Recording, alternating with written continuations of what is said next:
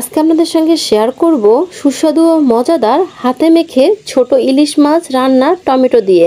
আশা করছি আমার এই সিম্পল রেসিপিটা আপনাদের ভালো লাগবে। আপনারা দেখতেই পাচ্ছেন এটা দেখতে কতটা লোভনীয় হয়েছে। এটা দেখতে যতটা লোভনীয়, খেতে কিন্তু অসম্ভব মজা হয়।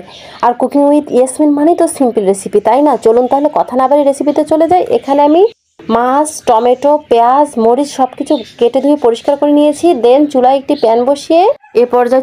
প্যান বসিয়ে তাতে পরিমাণ মতো তেল অ্যাড করে দিলাম। দিয়ে দিলাম 1.5 কাপ পেঁয়াজ, 5-6টা কাঁচামরিচ ফালি করেছি সেটা অ্যাড করে দিলাম। দিয়ে দিলাম পরিমাণ মতো হলুদের গুঁড়ো, দিয়ে দিলাম 1 চামচ মরিচের গুঁড়ো, 1 চামচ জিরের গুঁড়ো আর অ্যাড করে দিলাম পরিমাণ মতো লবণ। দিয়ে সবগুলো উপকরণ খুব ভালোভাবে একটু সময় নিয়ে মেখে নিতে হবে। আপনারা দেখতে পাচ্ছেন আমার মেখে নেওয়া হয়ে গেলে এ পর্যায়ে আমি মাছটা অ্যাড করে দিব। দেন মাছগুলো একটু সময় নিয়ে খুব ভালোভাবে মশলার সঙ্গে মেখে নিতে হবে। আপনারা দেখতে পাচ্ছেন অলমোস্ট আমার মেখে নেওয়া হয়ে গিয়েছে। দেন এ পর্যায়ে আমি পানিটা অ্যাড করে দিব, কিন্তু পানিটা একটু এই তরকারিটাতে কম দেওয়ার চেষ্টা করবেন, এতে খেতে ভালো লাগে।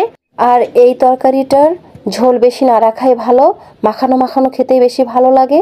এ পর্যায়ে আমি ফালি করা টমেটো অ্যাড করে দিচ্ছি, আপনারা দেখতেই পাচ্ছেন। দেন ঢাকনা দিয়ে দিলাম।